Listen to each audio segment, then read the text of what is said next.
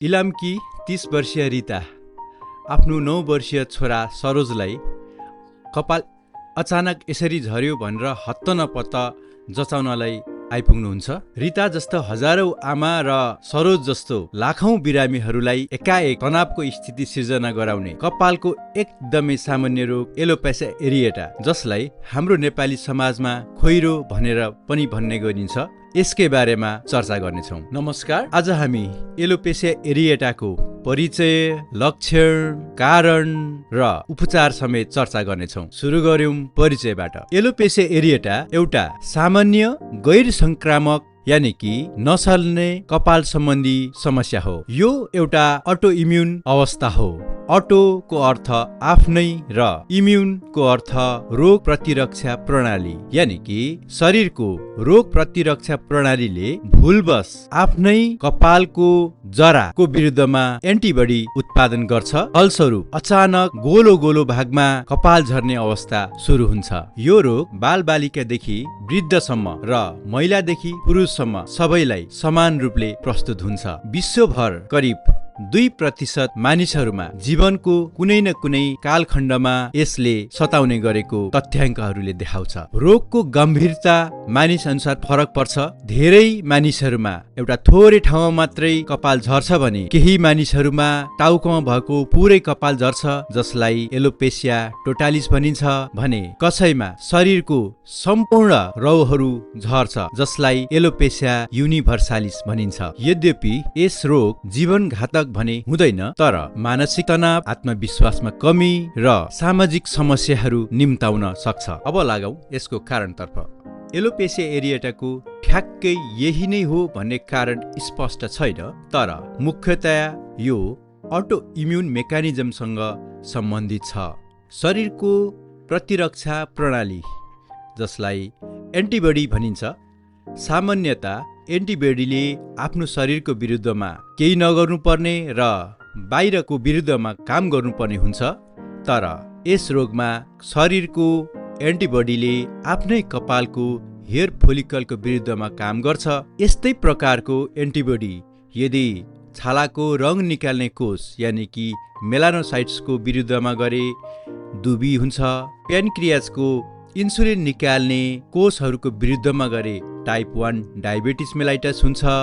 थाइरोइडको विरुद्धमा गरे थाइरोइडाइटिस हुन्छ। अत यो समस्या जेनेटिक प्रिडिस्पोजिसनसँग सम्बन्धित छ र एलोपेसिया एरिएटा भएका मानिसहरूमा माथि उल्लेखित अरू अटो इम्युन कन्डिसनहरू पनि हुने सम्भावना हुन्छ। यसका केही रिस्क फ्याक्टरहरू मानसिक तनाव, संक्रमण, वातावरणीय परिवर्तन, हर्मोन परिवर्तन जस्ता कुराहरू पनि आउँछ। यद्यपि यो रोग एकदमै अनप्रिडिक्टेबल हुन्छ। कसलाई, कहिले र कस्तो गम्भीरतामा हुन्छ भन्ने प्रिडिक्ट गर्न सकिँदैन। अब लागौं यसका लक्षणहरूतिर।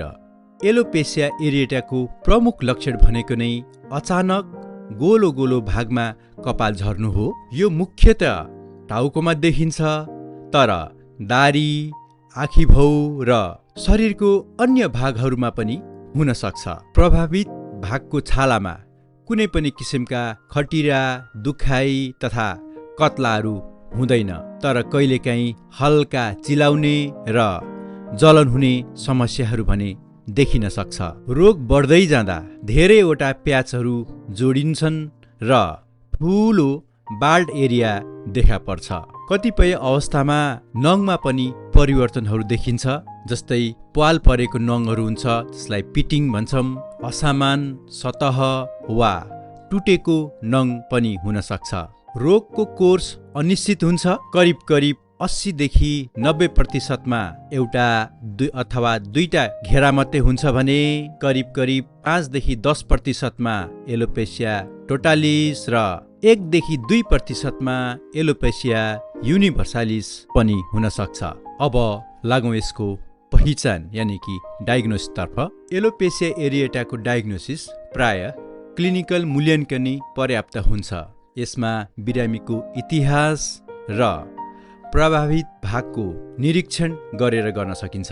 एक वा एकभन्दा बढी गोलो गोलो कपाल झरेको समथर भाग, प्रभावित छालामा कुनै घाउ, खटिरा, कत्ला नदेखिनु र कहिलेकाहीँ साना साना भाँचिएका कपालहरू जसमा कपालको तल्लो भाग पातलो र माथिल्लो भाग बाक्लो भाँचिए जसो देखिन्छ, जसलाई एक्सक्लामेसन मार्क हेयरले रोगको पहिचानमा थप पुष्टि गर्दछ। डर्मोस्कोप गरेर फोलिकलको थप विवरण हेरेर रोगलाई निरीक्षण गर्नुका साथै रोगको बढ्दो वा घट्दो यानि कि निको हुँदै गरेको अवस्थालाई समेत पत्ता लगाउन सकिन्छ।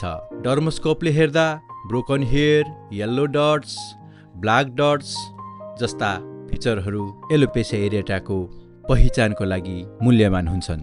कहिलेकाहीँ अरू रोगसँग छुट्याउन स्काल्पको बायोप्सी पनि गर्न सकिन्छ।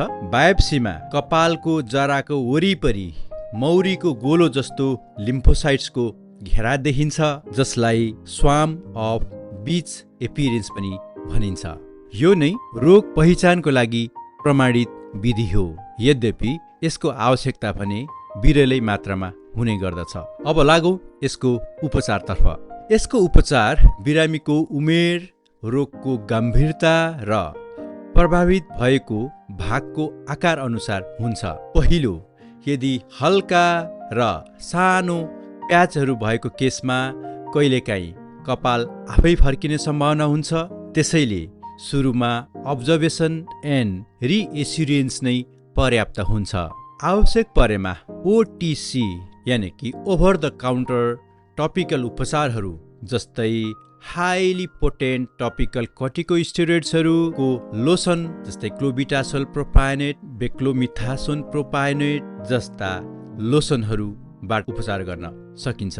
हाम्रो समाजमा पहिलेदेखि गरिआएको अदुवा वा प्याजको लेदो बनाएर कपालमा लाउने चलन भने यस प्रकारको कपाल झराइमा सान्दर्भिक र उपयुक्त पनि छ।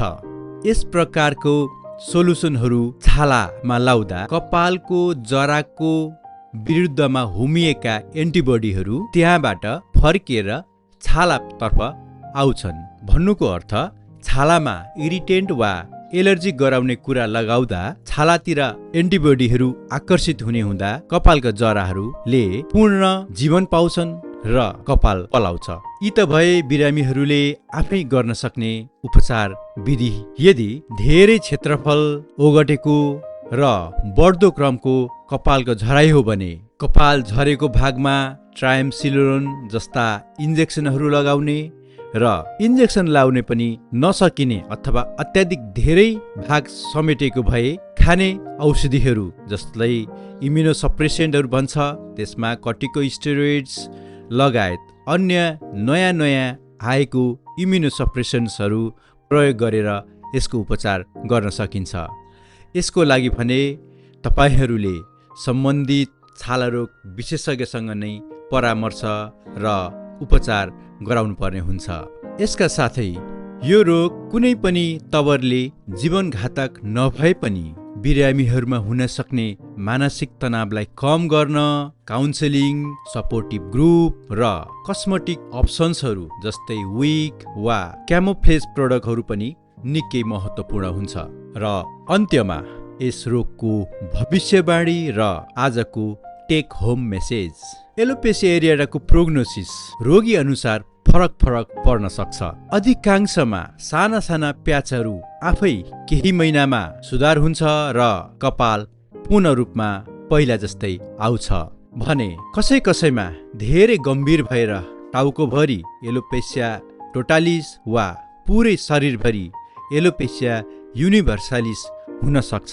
यस्तो अवस्थामा उपचार लामो र चुनौतीपूर्ण तथा कपाल पुनः नपलाउन पनि सक्छ। तर सबै अवस्थामा रोग जीवनघातक हुँदैन। उपचार र सहयोगी उपायहरूले कपाल फिर्ता आउन मद्दत गर्छ। सबैभन्दा महत्त्वपूर्ण कुरा बिरामीको मानसिक स्वास्थ्य, आत्मविश्वास र जीवनशैली सुरक्षित राख्नु हो। त्यसैले एलोपेसिया एरिएटा देखिएमा डर्माटोलोजिस्टसँग परामर्श गरेर समयमै सही मूल्याङ्कन र उपचार गर्नु नै उत्तम उपाय हो। तथ्याङ्कले के देखाउँछ भने करिब 70 देखि 80%मा 1 वर्षभित्रमा आंशिक वा पूर्ण रूपमा रोग निको हुन्छ।